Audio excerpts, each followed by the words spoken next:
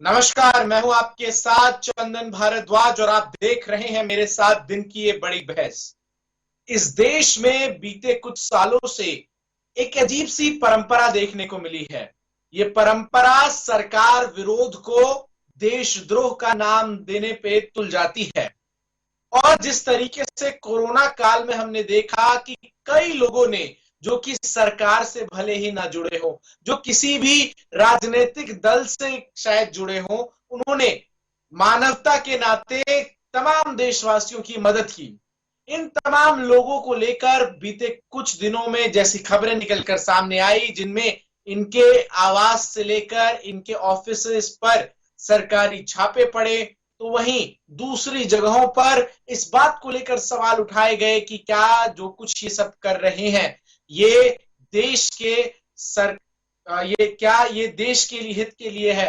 क्योंकि एक तरीके से बीते कुछ सालों में हमने ये देखा है कि अगर किसी व्यक्ति की किसी से वैचारिक मतभेद है तो समय नहीं लगता उसे देश द्रोही या फिर देश प्रेमी साबित करने में। ऐसे में आज बड़ा सवाल हम ये उठा रहे हैं कि क्या इस देश में राजनीतिक दलों का कानून बड़ा महत्वपूर्ण है या फिर देश का संविधान बड़ा महत्वपूर्ण है। देशद्रोह के को लेकर अलग अलग अवधारणाएं हमारे समाज में आजादी से पहले और आजादी के बाद भी बनी रही हैं। आजादी के बाद जब देश के संविधान का निर्माण किया जा रहा था तो देश के संविधान में सेडिशन यानी देशद्रोह को जो है वो शामिल नहीं किया गया था, लेकिन आईपीसी में इसे जरूर शामिल किया गया था। ऐसे में आज हम अपने साथ दो राजनीतिक दलों के मेहमानों को जोड़कर उनसे ये जानने और समझने की कोशिश करेंगे कि आखिर देशद्रोह क्या है, देश प्रेम क्या है और किसे ये अधिकार है कि किसी को वो देशद्रोही या देश प्रेमी कहे। इन तमाम सवालों के जवाब देने के लिए मेरे साथ भारतीय जनता पार्टी से शुभम सिंह, जो कि नेता है, वो जुड़ रहे हैं। शुभम, बहुत बहुत स्वागत है आपका।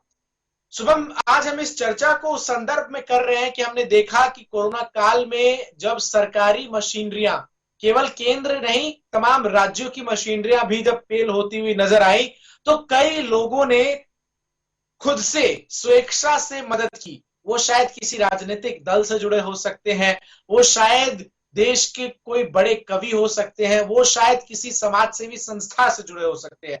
लेकिन उसके बाद हमने देखा कि अगर वो व्यक्ति, वो दल, वो संस्था अगर सरकार के आइडियोलॉजी से मेल नहीं खाती तो उन तमाम संस्थाओं, व्यक्तियों पर एक निशाना बनाया गया। उनसे पूछा गया कि उनके पास इतना पैसा कहां से आ रहा है और तमाम तरीके के सवाल जवाब किए गए और कई बार ट्विटर जैसे प्लेटफॉर्म्स के माध्यम से उनके देशभक्त पर होने पर भी सवालिया निशान खड़े किए गए।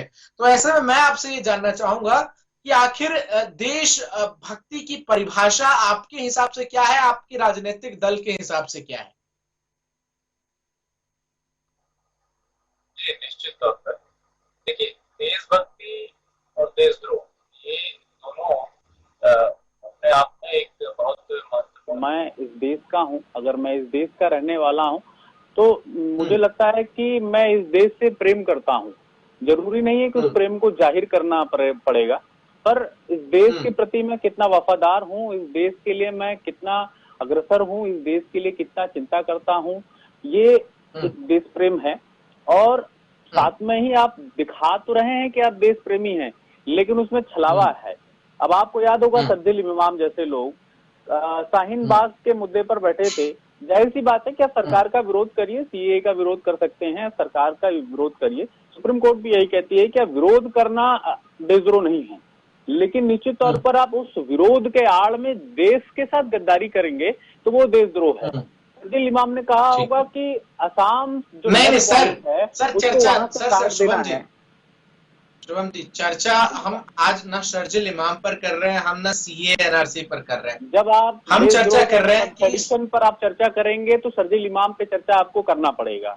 जब आप देशद्रोह पे चर्चा करेंगे तो कन्हैया पर आपको चर्चा करना पड़ेगा। सर, इस देश का कोई भी नागरिक इस बात से बिल्कुल इत्तेफाक रखेगा कि सर्जिल इमाम जैसे लोग खुले तौर पर जो देश को तोड़ने की बात कर सकते हैं, वो देश प्रेमी नहीं हो सकते। देशद्रोही है या नहीं, ये शायद आपको नहीं लगता देश की अदालत ये तय करेगी और देश की न्याय प्रक्रिया ये तय करेगी?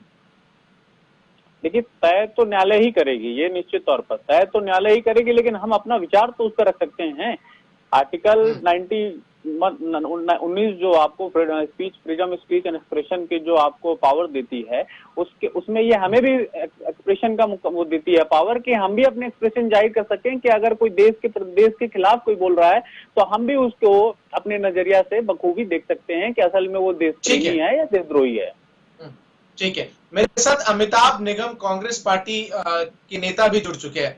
अमिताभ साहब, इस पूरी चर्चा का आज रखने का मकसद हमारा ये था कि जिस तरीके से कोरोना काल में कई संस्थाओं ने, कई व्यक्तियों ने लीक से हटकर जो है देश के आम नागरिकों की मदद की है, लेकिन इसके एवज में उनके खिलाफ जो कार्रवाइयां हुई हैं, उनके देशभक्त होने पर जो एक प्रश्न चिन्ह खड़ा हुआ है, आखिर आप और आपके राजनीतिक दल, जिस पार्टी से आप, जिस विचारधारा से आप संबंध रखते हैं, उसके हिसाब से मैं इस कार्यक्रम की शुरुआत मैंने बीजेपी के नेता से भी इसी सवाल से की थी और इसलिए आपसे भी यही सवाल पूछ के कर रहा हूं कि देशभक्त की परिभाषा और देशद्रोह की परिभाषा आपकी विचारधारा में क्या है? देखिए चंदन जी, इनका शुरू से चाल चरित्र चेहरा रहा है कि किसी भी तरह से आप आपके विरोध में उठी हुई आवाजों को दबाएं, और उसके लिए इन्होंने बहुत ही एक छोटा सा जो विषय होता है कि इंसान जब अपना विरोध व्यक्त करता है सत्ता पक्ष की कुनीतियों के खिलाफ, तो उस पर आप सीधा सीधा देशद्रोह का मुकदमा लगा दीजिए। हमारे सूबे के मुख्यमंत्री योगी आदित्यनाथ जी ने जो, और उनकी सरकार ने जो भी 200 से आसपास करीब राष्ट्रद्रोह के मुकदमे दायर करे थे एनएसए के तहत, उसमें से हाई कोर्ट ने कम से कम 150 से 160 मुकदमे ये कह के बोल दिए कि इसमें देशद्रोह का मुकदमा बनता ही नहीं है। तो ये विवेचना का विषय है, और इसमें आप ये पहली ऐसी सरकार है जिसने इस तरह से मौलिक अधिकारों का हनन किया है, कोशिश करी है, और ये आवाज दबाते हैं लोगों की। अगर कोई व्यक्ति, आप बताइए कि कोई व्यक्ति अगर सहायता मांगता है आपदा के इस समय में, तो उस पर आप मुकदमा कैसे लगा सकते हैं? लेकिन हमारे उत्तर प्रदेश में हुआ है ये। आज हम लोग अगर प्रोटेस्ट करते हैं किसी चीज के लिए, तो हमें, हमारे नेताओं को, हम लोगों को नजरबंद कर दिया जाता है अपने अपने घरों में। ये किस टाइप का तानाशाही का ये लोग चलाना चाहते हैं, वो तो यही बेहतर बता पाएंगे, लेकिन जनता सब देख रही है। और ये जो आगे जाके इनकी जो इस तरह की विरोध की नीति है, ये अब स्वीकार्य नहीं है समाज में। आपको विवेचना करनी पड़ेगी। सुप्रीम कोर्ट ने जो बोला कि किसी का विरोध करना या किसी की कुनीतियों के खिलाफ बोलना देशद्रोह नहीं हो सकता है, जब तक कि आपको दिखता नहीं है। अगर कोई व्यक्ति किसी सरकार के खिलाफ ये बोल देता है कि ये सरकार जानी चाहिए, हटनी चाहिए, नहीं निर्णय कर पा रही, नहीं न्याय कर पा रही है, और नहीं सुविधाएं पहुंचा पा रही है आम आदमियों तक, तो उस पर देशद्रोह का मुकदमा आप लगा देंगे। तो ये तो जनता सब देख रही है, और ये लोग हर चीज को स्थापित करने में लग जाते हैं कि नहीं साहब ये तो उसने ठीक है, मैं जरा जवाब ऐसा कह दिया। ठीक है अमिताभ जी, ठीक है। शुभम सिंह जी, बात इस पूरी चर्चा को करने का आज मकसद ही यही था कि क्या आप इस बात से इत्तेफाक नहीं रखते कि बीते 4 से 5 सालों में हमने एक ट्रेंड देखा है कि सरकार की आलोचना ही एक तरीके से देशद्रोह बनता जा रहा है। हालिया उदाहरण अगर आप टूल किट के माध्यम से ले, जिसको आप लोगों ने कांग्रेस का टूल किट कहकर प्रचार प्रसार किया, क्या आपके राजनीतिक दल में किसी मुद्दे को कैसे उठाना है इसको लेकर इस तरीके के डॉक्यूमेंट्स नहीं बनते हैं? क्या आप लोगों के राजनीतिक दल में किस तरीके से किसी आम मुद्दे को जनता के सामने अपनी उपलब्धि के तौर पर प्रस्तुत करना है, ऐसे डॉक्यूमेंट्स नहीं बनते हैं? मैं तमाम भारतीय जनता पार्टी के कई ऐसे ग्रुप्स से आए उन मैसेजेस को आपको दिखा सकता हूं, जिसमें निश्चित तौर पर सरकार की जो उपलब्धियां हुई हैं वो कैसे आम जनता तक पहुंचेगी, इसे बताने के लिए एक पीडीएफ फाइलें अलग अलग आपके सदस्यों के ग्रुप में भेजी जाती हैं। अगर आपके यहाँ ये हो रहा है तो वो सही है, वो सरकार की महिमा मंडन सही है, लेकिन अगर कोई दूसरा राजनीतिक दल जो कि विपक्ष में है देश के, वो अगर कुछ ऐसा कर रहा है तो वो कैसे देशद्रोह है? जरा समझाइए। जी बिल्कुल। देखिए, पहले हमें freedom of speech and expression और सेडिशंस की बाउंड्री को तय करना पड़ेगा। अगर आप फ्रीडम ऑफ, वो तो संविधान ने तय कर रखा है ना सर नहीं, आप राजनीतिक दल थोड़ी तय करेगी, वो तो संविधान ने तय कर रखा है। जी, मैं वही बता रहा हूँ कि जो तय कर रखा है, तो जो तय कर रखा है उसी के हिसाब से केस भी होता है। केस क्या अपने मन से थोड़ी किसी के ऊपर दायर किया जाता है, संविधान के हिसाब से होता है, आईपीसी के हिसाब से होता है, सीआरपीसी के हिसाब से होता है, वो भी संविधान के तरीके से ही किया जाता है। किसी को बिना कानून के किसी को घर में बंद थोड़ी कर दिया जाता है, वो भी कानून की प्रक्रिया के अनुरूप ही होता है। पर हमें जो freedom of speech and expression के आड़ में जो देशद्रोह और राजद्रोह के लिए उकसाते हैं, जो काम करते हैं, हमें वो डिसाइड करना पड़ेगा। अगर आप सीएए और एनआरसी का विरोध करते हैं और आप उस विरोध के आड़ में आप कहते हैं कि इस देश से असम को अलग कर देना चाहिए, तो क्या आपकी नजर में ये देशद्रोह और राजद्रोह नहीं है? बिल्कुल है, बिल्कुल है, बिल्कुल है। एक मिनट, क्या आप इस देश के प्रतिष्ठित विश्वविद्यालय में पढ़ते हैं और उस विश्वविद्यालय के अध्यक्ष होते हुए आप कहते हैं कि इस देश के टुकड़े होंगे इंशाअल्लाह इंशाअल्लाह, आपके नजर में क्या ये देशद्रोह और राजद्रोह नहीं है? सर तो उनको कहाँ कोई सजा हुई, उनको कहाँ कोई सजा हुई? अभी तक कन्हैया कुमार पर कहाँ कोई कार्रवाई हुई जिस बात का आप जिक्र कर रहे हैं? सजा का एक प्रक्रिया है, देखिए कोर्ट है, न्यायालय है, बिना जांच के, बिना किसी प्रूफ के किसी को इस तरीके से पकड़ा और तुरंत सजा नहीं होता है। एक प्रोसीजर होता है, उस प्रोसीजर के तहत गिरफ्तारी हुई उनकी, उनको बेल मिला, वो आज भी बेल पर है। बेल पर घूमना किसी को निर्दोष साबित नहीं करता है। बेल पर होना यानी कि आप उस केस में अभी भी आपका वो केस निरंतर चल रहा है और उस पर जो जजमेंट आएगा उसके बाद देखना पड़ेगा जो ऑर्डर कोर्ट का होगा। सवाल इसका मतलब ये नहीं है कि आपको नहीं हुआ। सर सवाल का जवाब दीजिए, सवाल का जवाब। जो जिसे आप कांग्रेस को टूल किट बता रहे हैं देश बदनाम करने की साजिश, क्या ऐसे डॉक्यूमेंट्स आप लोगों के राजनीतिक दल में नहीं बनते? क्या ऐसी पीडीएफ आप लोगों के व्हाट्सएप ग्रुप पे नहीं सर्कुलेट किए जाते? ऐसे पीडीएफ नहीं बनते जिसमें देश के खिलाफ कोई योजना हो या सरकार, देखिए आप यहाँ पर ये समझना पड़ेगा कि आप सरकार के खिलाफ हैं कि देश के खिलाफ हैं। पहले इन चीजों को परिभाषित करना पड़ेगा कि ये लोग देश के खिलाफ हैं या सरकार के खिलाफ हैं। आप सरकार ही देश है, उजागर कीजिए, ये सरकार की कमियों को आप सरकार ही देश है क्या? सरकार ही देश है क्या? निश्चित तौर पर सरकार देश नहीं है, लेकिन देश को व्यवस्थित ढंग से चलाने के लिए वही सरकार चलाती है और जो सरकार में है उसकी जिम्मेदारी है कि इस देश की अखंडता को बनाए रखने के लिए अगर कुछ अगर ऐसे कुछ शरारती तत्व अगर देश को तोड़ने की बात करते हैं तो उनके ऊपर चंदन जी, इनके हिसाब से तो सरकार ही नहीं, मोदी जी ही देश है और मोदी जी ही परम सत्य है। आप मोदी जी के खिलाफ कुछ बोल दीजिए, आप पे राष्ट्रीय सुरक्षा कानून लग जाएगा।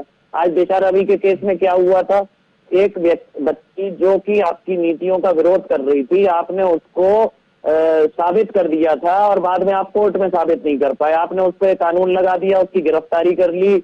हमारे बच्चों तक को अभी अभिव्यक्ति का आजादी नहीं मिल रही है और उसके बाद इनको जब लताड़ा गया सुप्रीम कोर्ट और हाई कोर्ट के द्वारा तो इनका वो हो गया। और देशद्रोह तब ये नहीं लगाएंगे जब बाबा रामदेव हमारे राष्ट्रभक्त डॉक्टरों को गाली दे रहे हैं और उनको कह रहे हैं स्टूपिड, उस पे इनका देशद्रोह नहीं लगता है। जो डॉक्टर अपनी जान की बाजी लगा के आज हमारे देश को इस आपदा से निकाल रहे, उसमें ये लोगों को देशद्रोह कहीं नहीं दिखता क्योंकि वो इनके प्रचारक हैं।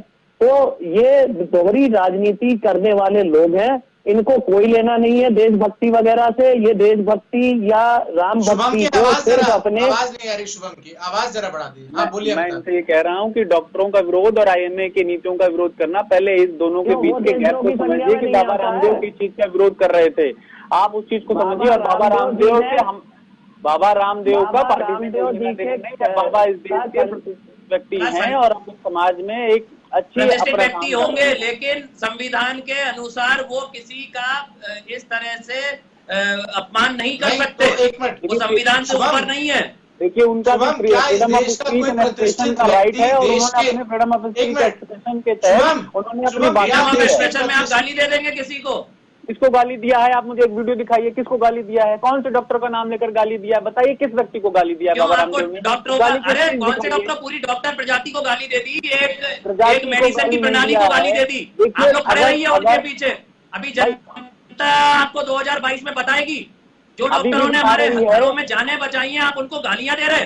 पिछले चुनाव में भी जनता ने बताई है, आगे की चुनाव में भी जनता बताएगी। आप उसका जनता का आप डिसाइड बिल्कुल बिल्कुल। अभी बंगाल में देखिए चुनाव के रिजल्ट बदलते रहते हैं, पिछले चुनाव से लेना देना नहीं होता है, पिछले चुनाव से ये मतलब नहीं होता है कि आप अगले चुनाव में जीत जाएंगे। चुनाव में खड़ी थी, आप अपना बताइए कि आप देखिए कि आपको जनता किस तरीके से दुष्कार रही है। मुद्दे से नहीं भटकते। आप क्या बात कर रहे हैं? आप अपने मियां मिट्टू बनते रहिए। पार्टी मुझे तो लग रहा है कि भाजपा के हारने से ही कांग्रेस खुश रहेगी जीवन भर। कांग्रेस अब जीतने वाली नहीं है किसी प्रदेश में। अपने राजनीतिक की पार्टी चला रहे हैं आप लोग, ये समझ में नहीं आ रहा है कि खुद की पार्टी चुनाव लड़ रही है, पार्टी चुनाव हार जाती है लेकिन उसका कोई गम नहीं है। भाजपा हार गए, ये बड़ा खुशी की बात है आप लोगों के लिए। शुभम, देश ने कोरोना की दूसरी लहर में ऐसे तमाम लोगों को देखा जिन्होंने अपनी क्षमता में जितना संभव हुआ उन देश के नागरिकों की मदद की, चाहे वो कांग्रेस के युवा विंग के राष्ट्रीय उपाध्यक्ष श्रीनिवास हो, जिनको कई लोगों ने, खुद भारतीय जनता पार्टी के कई नेताओं ने उनसे मदद मांगी है, और हमने कुमार विश्वास का एक उदाहरण ले सकते हैं, और ऐसे कई लोग हैं।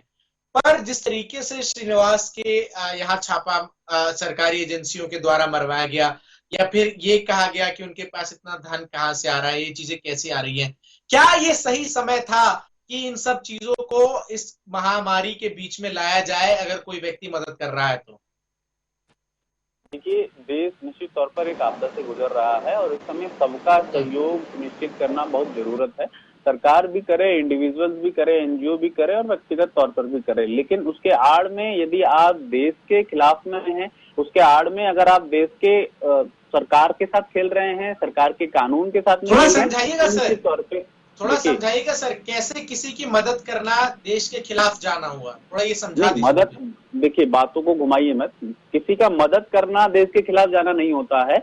मदद के आड़ में अगर आप पीछे कुछ आप कर रहे हैं, व्हाइट कॉलर क्या होता है? व्हाइट कॉलर से होता है कि देश के बड़े बड़े अच्छे लोग, बड़े उद्योगपति, बड़े नेता अगर सामने से तो बड़े क्लीन चिट दिखते हैं लेकिन पीछे किस तरीके से वो अपने कामों को अंजाम देते हैं, ये व्हाइट कॉलर्स के डेफिनेशन में आप निश्चित तौर पर पढ़ेंगे। तो मैं उसी तरीके से कह रहा हूं कि अगर आप निश्चित तौर पर इस देश में आप मदद कर दें तो बहुत अच्छी बात है, ये अच्छी पहल है, लेकिन उसके पीछे बैकग्राउंड में अगर आप रहकर कुछ इस तरीके से काम कर रहे हैं तो वो उचित नहीं है। और जो सरकार को करना चाहिए, जो कानून को करना चाहिए, वो अगर कानून कर रहा है तो उसमें बेवजह का बात का पुलिंदा नहीं बनाना चाहिए। सरकार को अपने तरीके से काम करना चाहिए। जी अमिताभ बोलिए। ये कि कर्नाटका में इनके लोग बेडों की दलाली कर रहे थे, नहीं कर रहे थे, और हमारे नेताओं की तो आपने पूरी जांच पड़ताल करा ली, क्या हुआ? क्लीन चिट देनी पड़ी और उसके बाद कोर्ट की फटकार भी आपको पड़ी। तो आपको तो शर्म आती ही नहीं है भारतीय जनता पार्टी के लोगों को कि अगर श्रीनिवास जी एक नेक कार्य कर रहे हैं तो आप उनके यहाँ पुलिस भेज दीजिए दसियों बार। हम आपकी पुलिस या प्रणाली से डरते नहीं है। जो आप पुलिस का दुरुपयोग कर रहे हैं आपने हर जगह किया, आपने बंगाल में तौर पर नहीं डरना चाहिए। जो अच्छा काम कर रहा है उसको बिल्कुल नहीं डरना चाहिए, मैं नहीं कह रहा हूँ, लेकिन बिल्कुल क्यों डरेंगे हम आपसे? आपको डरना चाहिए जो आप कर रहे हैं। आपके लोग दलाली कर रहे हैं बेडों की, पकड़े जा रहे हैं उसमें। देखिए ये पूरे देश इंजेक्शनों की दलाली कर रहे हैं, पूरे देश ने देखा है और दुनिया भर में देखा है कि किस क्या हुआ था। तरीके से। चंदन जी इनसे पूछिए, महाराष्ट्र में इनके पूर्व मुख्यमंत्री के खुद क्यों रात को 12 बजे उठ के गए थे और बोला था कि एक गलत तरीके से नहीं। अमिताभ एक सवाल यहाँ ये भी है। अमिताभ एक सवाल कांग्रेस से भी पूछना बहुत जरूरी है। आखिर कांग्रेस क्यों हर बार लोगों के साथ होने के बजाय, लोगों के मुद्दों को उठाने के बजाय देश के प्रधानमंत्री हो या फिर जो केंद्र सरकार हो उसकी आलोचना में इतनी आगे निकल जाती है कि वो अंतर ही भूल जाती है जहां आलोचना एक मर्यादित सीमा में रहकर की जाए। कई बार आप लोगों के तमाम नेताओं ने देश के प्रधानमंत्री के लिए ऐसी चीजें कही हैं जो एक सार्वजनिक मंच से नहीं बोली जानी चाहिए थी। तो आप लोग भी तो उस लाइन को खत्म करने का काम कर रहे हैं ना, जो एक आलोचना, एक सेलेक्टिव पॉजिटिव क्रिटिसिज्म होती है उसको। ये आलोचना में इतना गिरते जा रहे हैं। अभी आपने इनके राष्ट्रीय प्रवक्ता को देखा, संबित पात्रा जी को कहकर नाली दिया। शुभम जी। जी अमिताभ जी आप ही जवाब दे दीजिए। शुभम जी मैंने तो जवाब दिया है, अब आप अपना जवाब दीजिए। तो मेरा बोलना चंदन जी ये है कि देखिए एक आध केस में जो कि व्यक्तिगत बयान किसी का अगर होता है, कांग्रेस पार्टी सिर्फ और सिर्फ इनकी अक्रियाशीलता को सामने लाती है जनता के सामने, चाहे वो ऑक्सीजन की मिसमैनेजमेंट हो, चाहे वो बेड्स का मिसमैनेजमेंट हो, चाहे वो जरूरी दवाइयों का मिसमैनेजमेंट हो। लेकिन अगर आपने देखा होगा तो इनके नेताओं को किसी न किसी तरीके से, आप इनके प्रवक्ताओं को सुन लीजिए, सोनिया जी, राहुल जी के लिए शब्द कितने कहे गए हैं। हम तो सिर्फ इनकी जो कुनीतियां हैं जिसकी वजह से आज जनता सफर कर रही है और उसको सामने लाएंगे। और अगर उसके ध्रुव प्रधानमंत्री बने रहते हैं, सारा क्रेडिट प्रधानमंत्री लेते हैं, तो जिस तरह से शत्रुघ्न जी ने बोला था कि अगर ताली कप्तान को तो गाली भी कप्तान को ही खानी पड़ेगी, तो या तो ये अपना महिमा मंडल करना बंद कर दे, जरूरत के समय अगर सरकार कार्य कर रही है और उसमें कुछ अगर बेस्ट रिजल्ट आ जाते हैं तो सारा श्रेय मोदी जी को चला जाता है, और अगर कोई वर्स्ट रिजल्ट आ जाते हैं तो सारा श्रेय सामूहिक जिम्मेदारी को दे दिया जाता है। ठीक है शुभम, ये भी तो सच है। उत्तर प्रदेश में हमने देखा कि किस तरीके से वहां की सरकार ने जो लोगों की समस्याएं हैं वो जब सोशल मीडिया पर उजागर हो रही थी तो उन पर मुकदमा चलाने तक की धमकी दी थी, जिसके बाद सुप्रीम कोर्ट को और इलाहाबाद हाई कोर्ट तक को कहना पड़ा कि इस तरीके के मुकदमे जो है वो किसी भी लहजे से स्वीकार नहीं किए जाएंगे। तो आखिर क्यों सत्ता में बैठे लोगों को अपनी आलोचनाओं से इतना अब घबराहट होने लगा है कि वो शासन की आलोचना को ही देशद्रोह करार देने पर तुले हुए हैं? चंदन जी, ये बात को घुमाने वाली बात है क्या? मदद मांगने पर मेरी बात, इलाहाबाद हाईकोर्ट बात घुमा कह रही थी क्या? नहीं, मैं इलाहाबाद हाईकोर्ट की टिप्पणी आपको बताऊं क्या? सरकार ने क्या कहा कि एक प्रकार से देश में प्रोपेगेंडा टाइप का चल रहा था। इस सिचुएशन में, ये सिचुएशन इतना मतलब हम लोगों के लिए कंट्रोल करने के लिए, देश के लिए, सबके लिए बहुत ही मतलब पीड़ादायक है। और इस सिचुएशन में इनके लोग, कांग्रेस के लोग, सपा के लोग, बसपा के लोग, ये लोग मिलकर ट्विटर पे मदद मांग, जो लोग निश्चित तौर पर मदद मांग रहे थे, जिनको मदद चाहिए था, वो मदद में बिल्कुल उनको ना मदद मिलके इस प्रकार की मदद मांगी जा रही थी कि मेरी माताजी मर गई। आपने ये भी देखा होगा कि यूपी पुलिस ने कई लोगों को ऐसे वेरीफाई किया ट्विटर पे जो लोग की जिनकी कोई माता मरी नहीं, और उन्होंने ट्विटर पे माफी मांगा कि मैं माफी चाहता हूं, मैंने ऐसे ही लिख दिया था। तो ये एक तरीके से प्रोपेगेंडा चला रहे थे ट्विटर पे। एक मिनट, ये सरकार ने ये कहा कि इस तरीके से इस आपदा के समय में जो निश्चित तौर पर मदद मांग रहे हैं, जिनको ऑक्सीजन है, बेवजह का इस तरीके से हाइप ना बनाया जाए कि प्रदेश में ऑक्सीजन नहीं है, प्रदेश में नहीं है। निश्चित तौर पे लोगों ने सफर किया है, मैं इससे इनकार नहीं करूंगा, देश एक बहुत बड़े आपदा से गुजर रहा है, और इस सफर में निश्चित तौर पे लोगों की मदद करने के लिए आगे बढ़ना चाहिए, ना कि उस सफर को और बढ़ाने के लिए। बाकी विपक्ष की पार्टियां लोगों को मिलकर वो एक हाइप बनाने का प्रयास कर रही थी, जो कि गलत पाया गया, और यूपी पुलिस से लोगों ने माफी मांगा है कि मैंने गलत तरीके से काम किया है। ये भी है, क्या इस देश का विपक्ष आपदा में अवसर तलाश रहा है? ये भी बड़ा सवाल है। अवसर ही तलाश रहा है। इन लोगों को पता है कि कोरोना से नहीं मिल सकता है। जरा सुन लेते हैं। बिल्कुल नहीं चंदन जी, बिल्कुल नहीं। विपक्ष बिल्कुल जनता के साथ खड़ा है, जनता के मदद के लिए इस समय खड़ा है। आज हमारी यूथ कांग्रेस ने हर शहर में free of cost food distribution camps चला रखे हैं और बिल्कुल नहीं खड़ा है। लेकिन आप एक चीज बताइए, इनके मुख्यमंत्री बोलते रहे कि यूपी में सब उपलब्ध है, और उसके बाद भी आपने मीडिया रिपोर्ट देखी होंगी कि किस तरह से लोग त्राही कर रहे थे उत्तर प्रदेश के हर कोने में। और उसके बाद जब गंगा में तैरती हुई लाशें, जिसका आज तक इनके पास कोई जवाब नहीं है, और उनके भी इन्होंने कफन हटाने के काम तक कर दी है, जो कि ऊपर से विरोध करूंगा। आप एक चीज बताइए किस तरह से इन्होंने वायरल की, और अगर हम पता चला जो कि पुरानी है और ये माहौल बनाने का प्रयास कर रहे थे। नहीं शुभम, उसको भी हम नहीं बोलेंगे। शुभम, मैं आपको कुछ आजकल की तस्वीरें ही भेज दूं क्या? शुभम, मैं आपको कुछ आजकल की तस्वीरें भेज दूं क्या, किस तरीके से जब गंगा का जलस्तर बढ़ा है उन्नाव या अलग अलग जगहों पर तो लाशें तैर रही हैं नदियों में। उस पे कोई बात नहीं करेंगे ये जी। कोई एक आदमी बोले, या तो चंदन जी बोले या तो अमिताभ जी बोले। मेरी शुभम, आपकी बात आप जो कह रहे हैं कि वो जो गंगा में तैरती लाशों की तस्वीरें पुरानी है, मैं आपको कल परसों की तस्वीरें भेज देता हूँ किस तरीके से उन्नाव में अगर जब गंगा का जलस्तर बढ़ा है।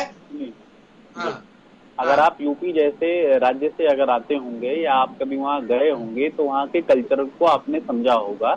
यूपी एक ऐसा प्रदेश है या और वैसे प्रदेश है जहाँ पर हिंदू धर्म में ही बहुत से जाति ऐसे हैं जो कि अपने लाशों को जलाती नहीं है, वो गंगा में ही प्रवाह करती है। आप इसको समझने का सर देखिए, इसमें कौन सा भाई साहब, आप कौन सा कहाँ से लाते हैं आप लोग? मैं इसीलिए चंदन जी बोलता हूँ ये गजब पार्टी के अजब लोग हैं, ये हिंदू धर्म की परिभाषा तक बदल देंगे। चंदन जी आप अगर आपको मैं ठीक है अपनी सहूलियत के लिए ये सब बोल देंगे, अभी जल समाधि की बातें करने लगेंगे। आप जल समाधि क्या होती है? समाधि लेना किसे बोला जाता है? प्रवाह करना। दोनों लोग बातें करते हैं आप लोग। जरा एक मिनट अमिताभ जी बात सुन लीजिए। ठीक है, आप लोग अभी लाइव है। शुभम जी क्या इससे पहले तस्वीरें अगर ये प्रथा होती हिंदू धर्म में जिसका आप उल्लेख कर रहे हैं, एक तो जहां तक मेरी जानकारी है हिंदू धर्म में अधिकतर जो समुदाय के लोग हैं वो अंतिम क्रिया के तौर पर चिताओं को जलाते ही हैं मुक्ति के लिए।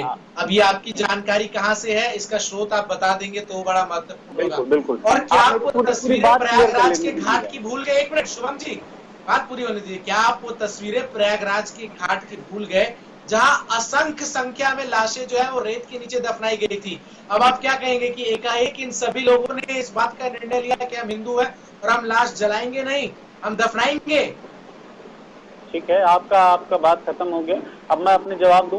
मैं अपना जवाब दूं। जी चंदन जी, ठीक है, हम लोग अभी लाइव बैठे हैं और निश्चित तौर पर आप दोनों लोग मेरा विरोध कर सकते हैं, आप पत्रकार होने के नाते कर सकते हैं, कांग्रेस विपक्ष होने के नाते कर सकते हैं। सर सच्चाई के नाते विरोध है। सर पत्रकार और विपक्ष के नाते विरोध नहीं है, सच्चाई के नाते विरोध है। आप एक राष्ट्रीय टेलीविजन पर बैठकर मुझे क्लियर कर दीजिए या तो आप मुझे बोलने मत दीजिए। अगर मैंने कुछ बात कहा है तो उसको मुझे क्लियर तो करने दीजिए। फिर तो अगर आप भी चाहते हैं कि बाकी टीवी डिबेट की तरह हम लोग तू मैं करें, गाली गलौज करें, बात पूरी कीजिए। वही मैं कह रहा हूँ कि देखिए आप भी हिंदू हैं, मैं भी हिंदू हूँ, शायद वो भी हिंदू हैं, और यूपी में आप हो सकता है बिल्कुल हिंदू है। फिर आप इससे बहुत बड़े भाई जोड़ रहे हैं ना वर्ड उसमें। आप बीच में से बोल रहे हैं, थोड़ा धैर्य रखें और बातों को क्लियर कर लेने दीजिए। समय कम है शुभम, जल्दी से आप लोग बोलने देंगे तब तो। आप लोग बोलने नहीं दे रहे ना, इसलिए समय कम है। मैं 1 मिनट से भी कम समय लूंगा। सुनिए आप मेरी बात को कि क्या है कि यूपी, मैं जिस जिले से आता हूँ, मैं गाजीपुर जिले से आता हूँ, और गाजीपुर जिलों में बहुत से ऐसे परिवार हैं, बहुत से ऐसी जाति हैं जो कि उनके रीति रिवाज के अनुसार हिंदू धर्म में ही वो भी आते हैं, लेकिन वो लोग अपने लाशों को अपने लोगों को जलाते नहीं है, गंगा में प्रवाह करते हैं, क्योंकि गाजीपुर ऐसा जिला है जो गंगा के किनारे से होकर जाता है। और एक पुरानी रीति रिवाज के अनुसार, मैं एक जिले की बात बता रहा हूँ, और प्रदेश में 75 जिले हैं, 75 जिलों में ऐसे बहुत से। पहले तो हमने नहीं देखी तस्वीरें लाशों को तैरते हुए नदियों में। इससे पहले इसकी जरूरत नहीं पड़ती थी ना। इससे पहले इसकी जरूरत क्या पड़ती थी कि लाशों की फोटो खींची जाए, बहती लाशों की? इससे जरूरत है क्योंकि मीडिया में दिखाने की जरूरत है।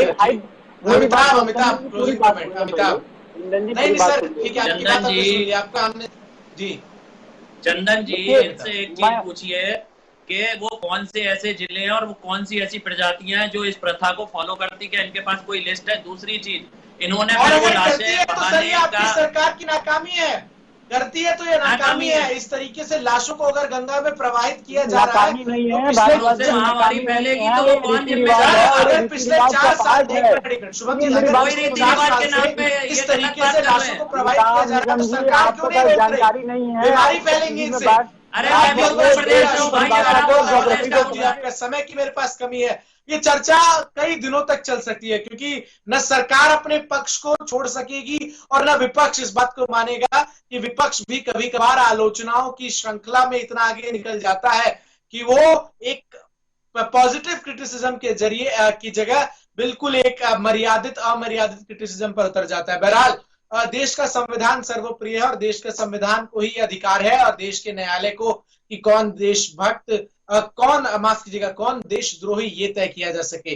देशभक्त है या नहीं ये हम आप कह सकते हैं, लेकिन देशद्रोही है या नहीं इसे कहने का हमें और आपको कोई अधिकार नहीं है।